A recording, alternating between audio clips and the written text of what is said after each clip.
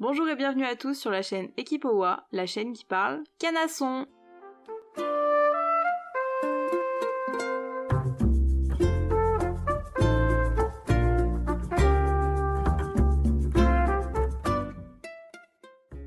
Aujourd'hui, je vous propose un contenu un peu plus léger dans lequel on va remonter le temps pour comprendre les secrets des chevaux au cinéma.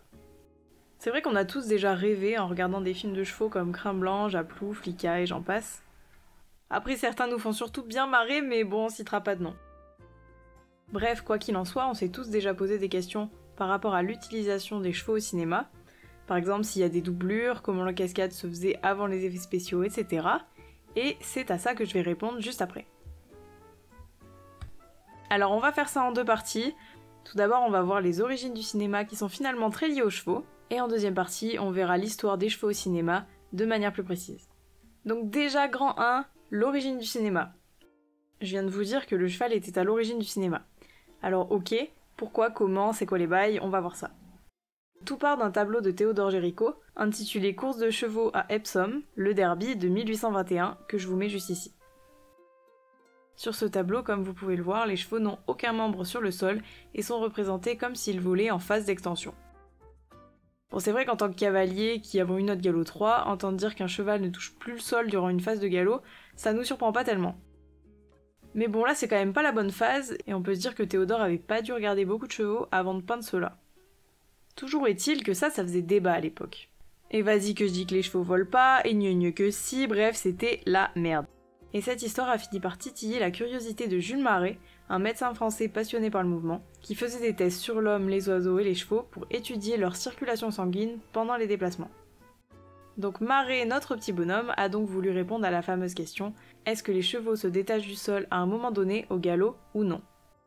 Pour ce faire, il a tout simplement pris un cheval, a posé des boules en caoutchouc sous ses sabots et a regardé ce qui se passait.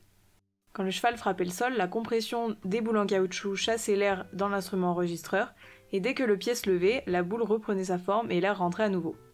Après, notre petit bonhomme s'est bien vite rendu compte que cette méthode n'était pas très durable ni exacte parce que la poche perdait de son élasticité à force d'être écrasée.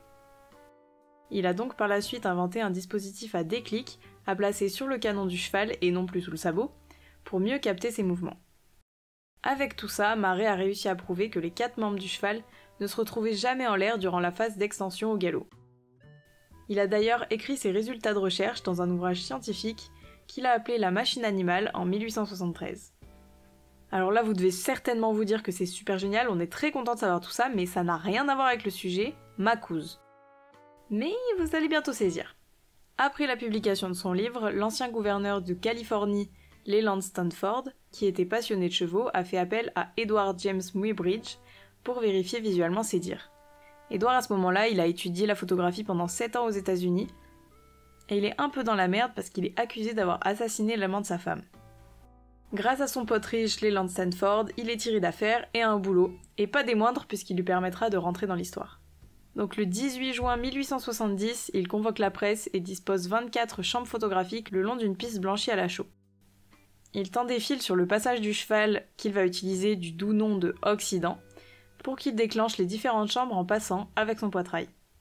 Bon, il y a eu pas mal de casses, mais après de nombreux essais, Muybridge a enfin eu ses jolies photos et a pu confirmer la théorie de Marais. La confirmer et même la compléter puisqu'il y a bien décollage des 4 fers, mais lors de la phase de regroupement. Comme vous pouvez le voir, cette décomposition du mouvement est alors le prémisse du cinéma moderne, puisqu'en mettant les images bout à bout, on peut croire à une vidéo du cheval au galop. Le cinéma en tant que tel a d'ailleurs fait son apparition quelques années après, des suites de ces différentes découvertes. Donc maintenant on va pouvoir rentrer dans le vif du sujet, la deuxième partie, soit les chevaux au cinéma dans l'histoire. Après l'invention et la démocratisation du cinéma, les chevaux ont directement été utilisés comme des acteurs. Déjà parce qu'ils sont trop bégés, ensuite parce qu'ils sont puissants et peuvent être utilisés pour des cascades trop stylax. La quête du spectaculaire c'était l'unique but à l'époque, et vous vous imaginez bien que les effets spéciaux étaient alors inconnus. Et si maintenant on passe des années à dresser des chevaux pour leur apprendre à tomber sans se faire mal, sauter par-dessus du feu ou que sais-je, avant on n'avait vraiment pas le time. Donc ça passait bien souvent par l'utilisation de stratagèmes tordus pour obtenir par exemple des chutes dans lesquelles le cheval ne pouvait se rattraper. Dans le top 3 des systèmes les plus tordus utilisés, on peut déjà commencer par la tirette. C'était tout simplement des entraves posées sur les antérieurs du cheval, reliées au cavalier par un câble. Quand il le décidait, le cavalier tirait le câble, ce qui repliait les antérieurs du cheval sous son poitrail, sans qu'il ne puisse rien faire, et tombe.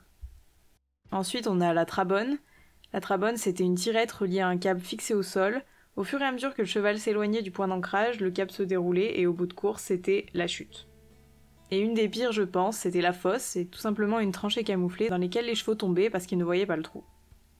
Et donc tout ce beau monde a continué comme ça jusqu'en 1939, où c'est le scandale.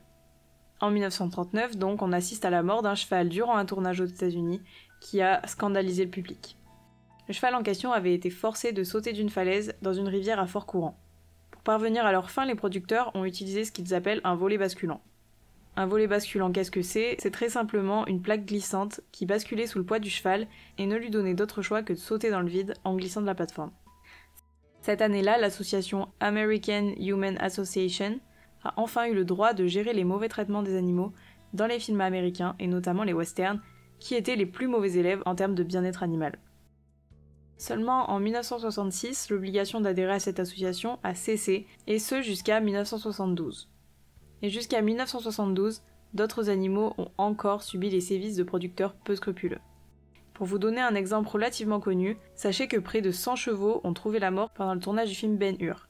En 1972, l'association dont on a parlé tout à l'heure a repris son pouvoir de régulation aux États-Unis et a instauré la mention « Aucun animal n'a été blessé durant ce tournage » qu'on connaît tous.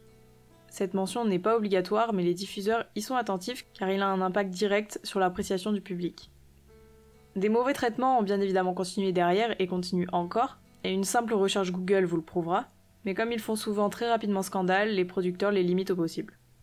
Je fais juste une petite précision pour dire qu'on a évoqué surtout le cas des États-Unis dans la deuxième partie, parce qu'Hollywood, ça reste la plus grande production de films au monde, et que c'est souvent là-bas que se situaient les plus gros problèmes. Aujourd'hui, on peut dire que la relation avec les animaux dans des productions comme Heartland ou Horse Whisperer sont beaucoup plus à l'honneur, et ce pour notre plus grand bonheur. Voilà, on en a fini avec ce tour d'horizon de l'histoire des chevaux au cinéma. On continuera certainement dans une partie 2 pour regarder un peu l'actualité des chevaux au cinéma, le dressage des chevaux de cinéma, etc. Je vous dis donc à plus tard sur Insta, à dans 2 dimanches pour un nouveau podcast.